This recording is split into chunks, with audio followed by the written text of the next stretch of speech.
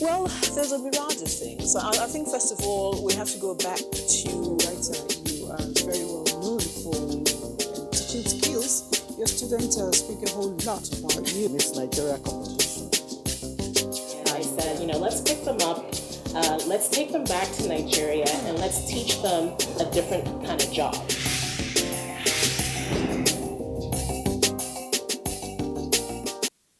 Daily, a child is born. If it's not a girl, it is a boy. Whatever the gender, there is excitement in the home. And I go extra mile to look at the fact that this is happening because a woman is involved. It shows the importance of women in creativity, the importance of women in training the same children, the importance of women in forming and grooming personalities for the larger society, and of course the importance of women in ensuring that the society, the larger society, is what we desire it to be. My name is Elizabeth and the show is The Woman. Now, I got you talking in your mind, I'm sure, but then we'll get to find out who my guest is today after this time out. Don't go away. Yes, we need to have more women, multitaskers around Nigeria to get Nigeria working. Definitely.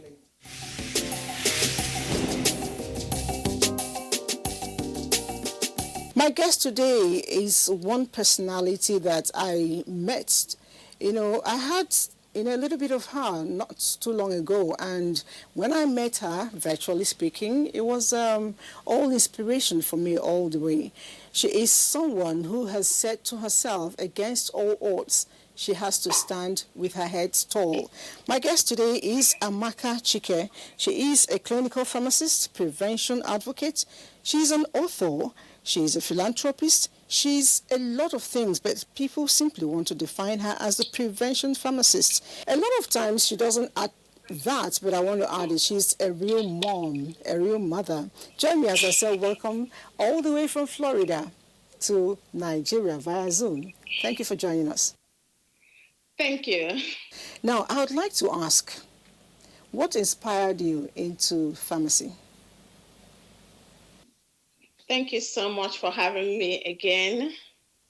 A lot of things has inspired me in my life, but getting into pharmacy was something that I've always had since I was a child. I've been through a lot of medical issues that I began to study, and I always wanted to be in the medical field, either a doctor or a pharmacist, whichever one, works out. And when I got admission to University of Benin in Nigeria, I actually had an opportunity to become a medical doctor or a pharmacist.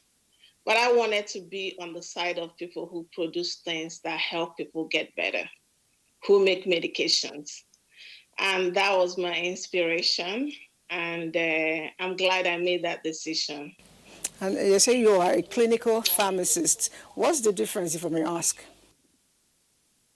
Oh, in the United States, a pharmacist works in retail. You could be in community. You could be with insurance companies, like in community care. But a clinical pharmacist actually works in the hospital in a specific field. What we do is we work directly with patients alongside with doctors and specialists. We work with cardiologists, we work with infectious disease specialists, and every day you do your daily, you review the labs for the patients, you do the pharmacokinetics, which tells you what drugs the patient is taking, how it's working, and the way it's affecting the patient, not just to get the patient better, but to make sure it doesn't cause any other harm to the patient. All right, it's good to know, even though I'm not sure I want to envy you. But going back a little bit, your story is one that I have perhaps read through them more than a dozen times. More than a dozen times. And each time I go through it, I still have goosebumps. I mean, your childhood. What the public will want to share the story, first of all, and then I'd like to know, what was that resilience? What kept you going? Why didn't you give up? I'm glad you asked that question. And that's one thing I've prepped my life to make sure I tell people, never give up. I was very sickly as a child. I had all kinds of infection, but we went through that. But what really inspired me to never give up was my experience when I was 11 years old. I was living with my uncle there in Enugu, Nigeria. And on that particular day, I went downstairs where the tap water is to wash dishes, was climbing the stairs with those dishes on my head, and I felt a sharp pain as I was walking towards the staircase. I stopped, just forgot about it, continued climbing. Halfway through the stairs, the pain came back again, this time intense. It made me stop for a while, and then I continued to walk. When I got to the top of the staircase, the pain was as if someone put a hot rod down my spine and the back, and I flipped over. That was the last I remembered. When I woke up, a lot of people were around. I was in the hands of my senior sister, Carol, and they were talking about what happened. I could hear them. I could come. So she took me. She wanted to give me a bath, and she poured cold water on me. I started seizing right away. I had seizures.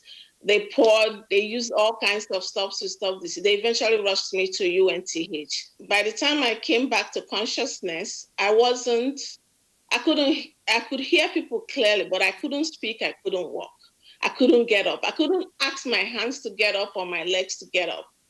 I was just laying there, and I could hear everything they're saying. Two things made me not to give up. One, there was this little girl also in the same ward. I don't know.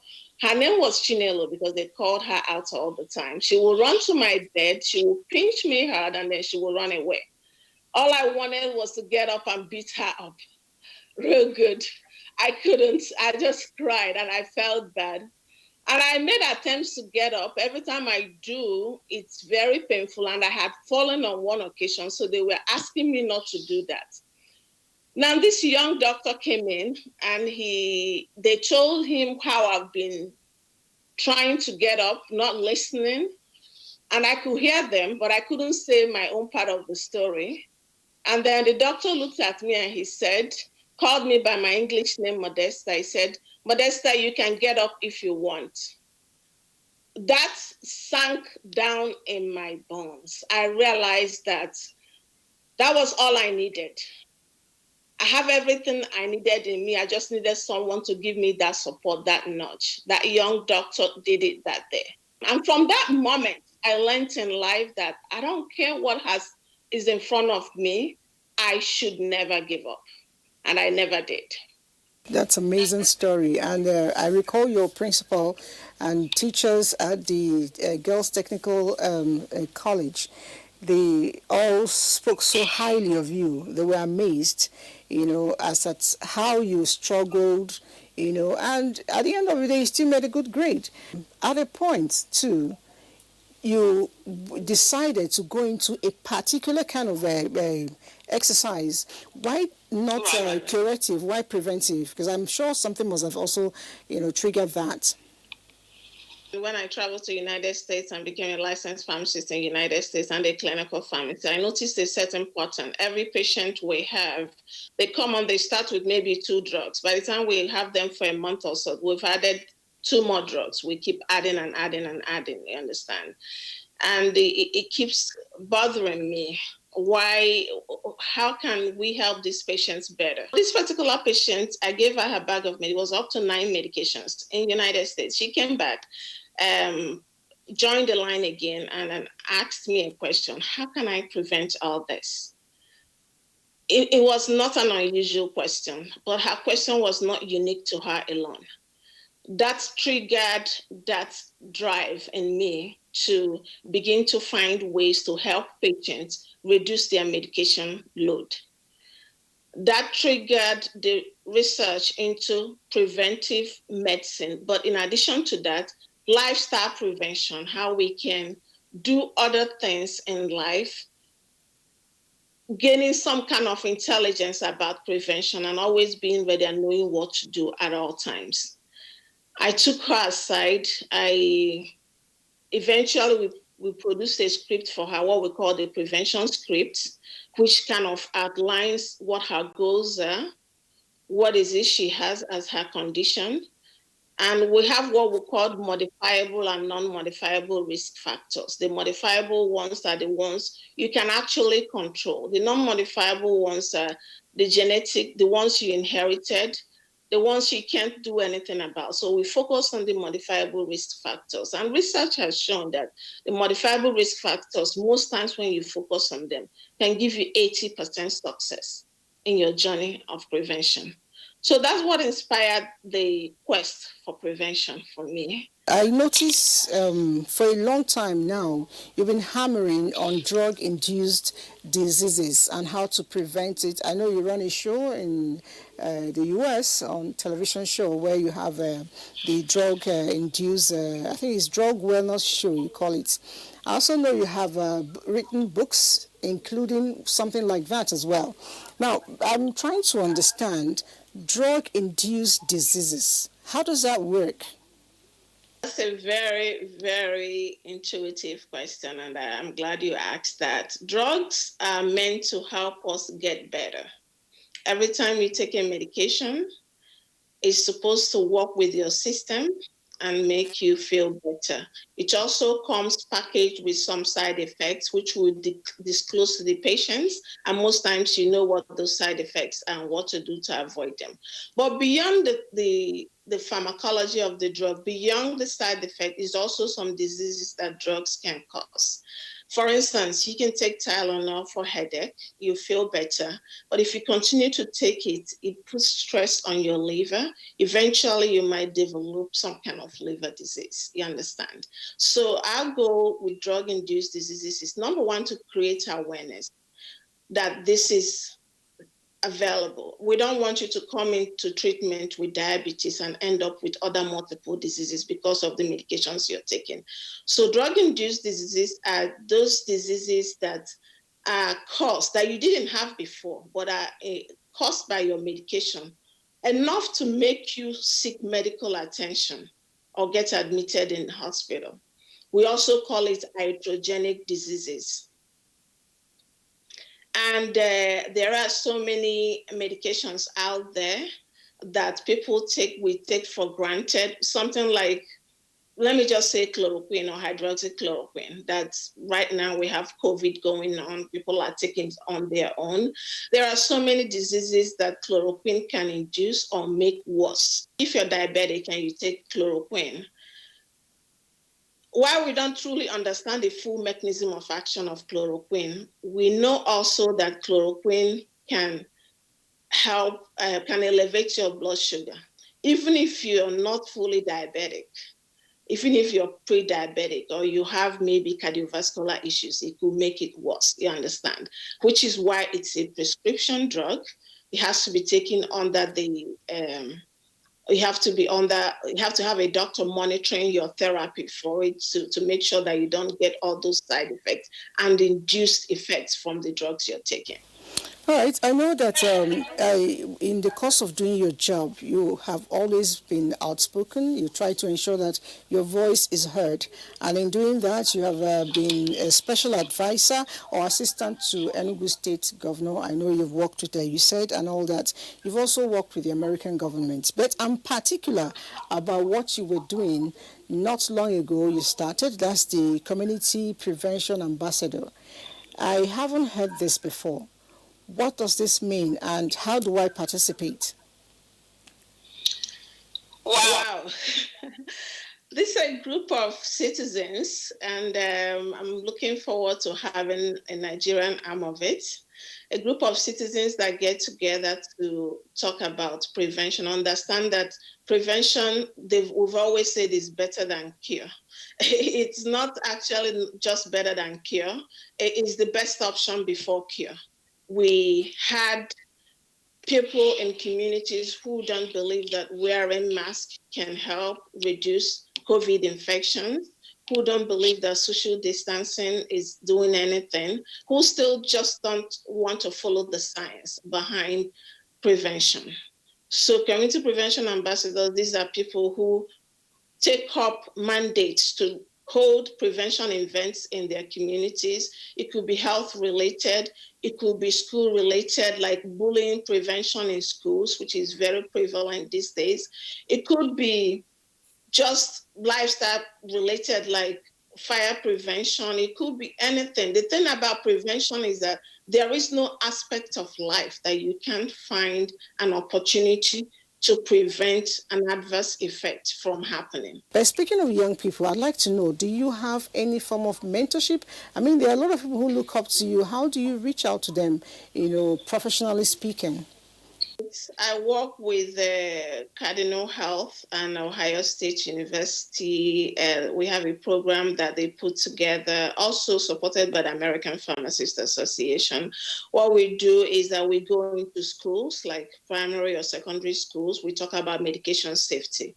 That's how we reach out to them. And medication safety also trails prevention in the whole sense of it. I also have a nonprofit organization called Global Education Drive. For me, education is critical in getting the youngsters understand where we've been and where the nation is going right now.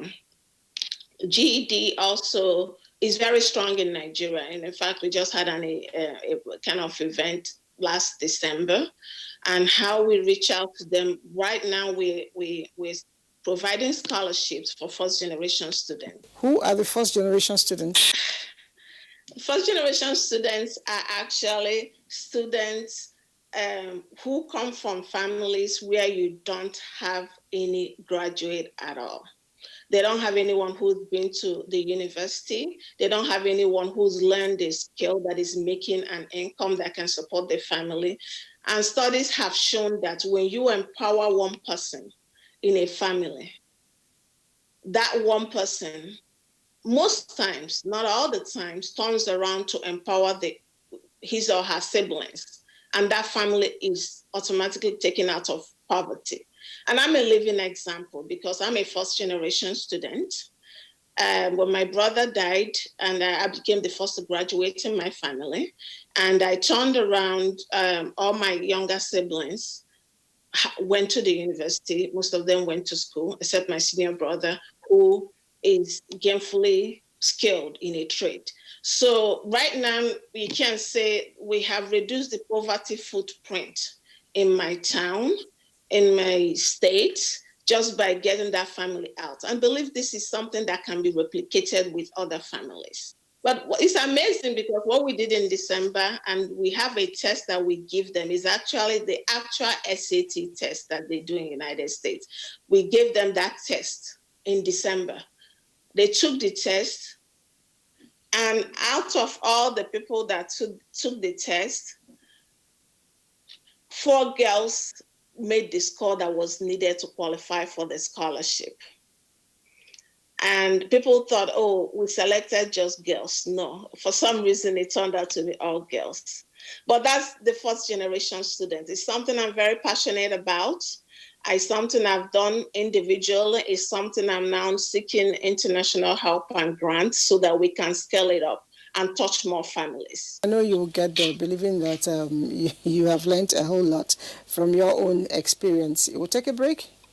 Yes. We need to have more women, more multitaskers around Nigeria to get Nigeria working. Definitely.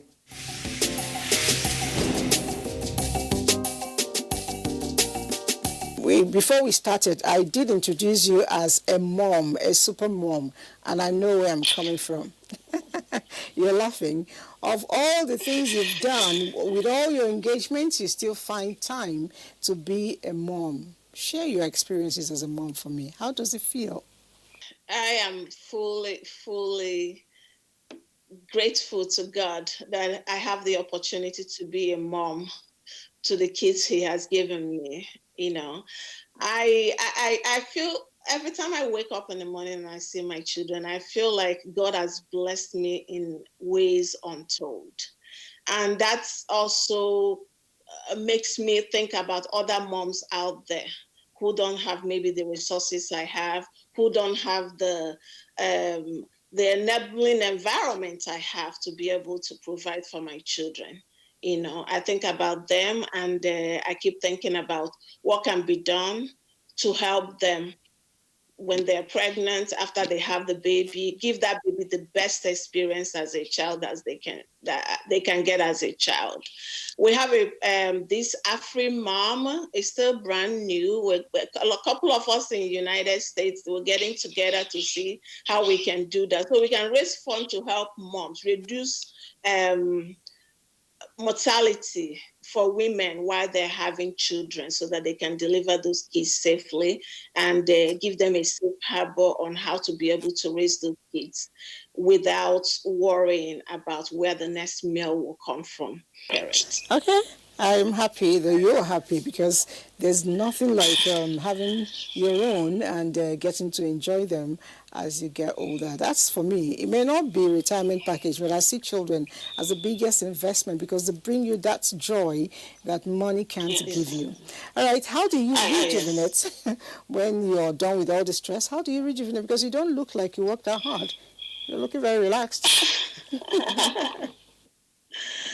Well, like I said, the older you get, the more you realize that you have to take a lot more, either supplement, exercise more, do more to take care of yourself and all that. So what do? I do three things. I make sure I hydrate myself very well. I make sure I take all my supplements, especially in this era of the pandemic that's going on, and I look good, because looking good is good business. Why? Because when you look good, then you can motivate the next girl or the next boy out there to know that, yeah, they should take care of themselves. This is the only body and the only life you have to live, the only body you have to live in. So why not take care of it? That's what I do. And then I take joy in meditation, prayers, that's a lot. People think it really doesn't add, but after a while you find out that it forms a foundation that gives you the strength to keep going day by day. Definitely. If you take stock of what you've done, you're better able to focus for tomorrow. In case you didn't remember some things, as you meditate, you get to remember what you did right, what you did wrong, and where you have to adjust, you adjust. And just as adjusting, I wish we had more time, but we gotta go. We gotta go. Thank you so much. You just recently wrote a book, and I tried to read up, but I haven't been able to grasp all of it on internet. But you want to share a little bit of that story for us? Awesome. Yes, I'm glad you asked. I meant to have a copy to share on your screen, but that copy hasn't come in from Amazon. The Power of Prevention book was actually a book that was inspired from my practice as a pharmacist, my interaction with that patient who asked an unusual question, and and all the ways you can see that prevention is not just medication related or health related. You can apply prevention to boost your emotional strength, to build your financial dream, to do anything you want to do. And it's very simple. Two things to remember: prevention, intelligence, and the habit of prevention. Once you form the habit of prevention, you don't have to think about doing the things you need to do to protect yourself. It comes natural, like you just start brushing your teeth without thinking about how to do it. I started by saying you're quite an inspiration for me, and I'm sure you've been able to share the same inspiration to people who have been watching you this length of time. Thank you, Dr. Amaka, for coming on the show. Thank you so much, and you are so special to the women world. Thank you for doing this. And we thank NTA for giving us the platform to ensure that women are heard, no matter how little it is. We are very grateful for that. On that lovely note, we say goodbye to you. And we've been speaking via Zoom from Florida to my very lovely lady. She is a doctor, a clinical pharmacist in America. Like she said, prevent everything evil from happening to you. Prevent COVID-19 by wearing your mask and doing the necessary things. Prevent poverty by working hard. Prevent bad name by ensuring that you maintain integrity, reputation wherever you find yourself. Prevent being downtrodden by ensuring that you are the right citizen, the good citizen you're designed to be. My name is Elizabeth Abai. I will be with you again next week. Until then, stay safe.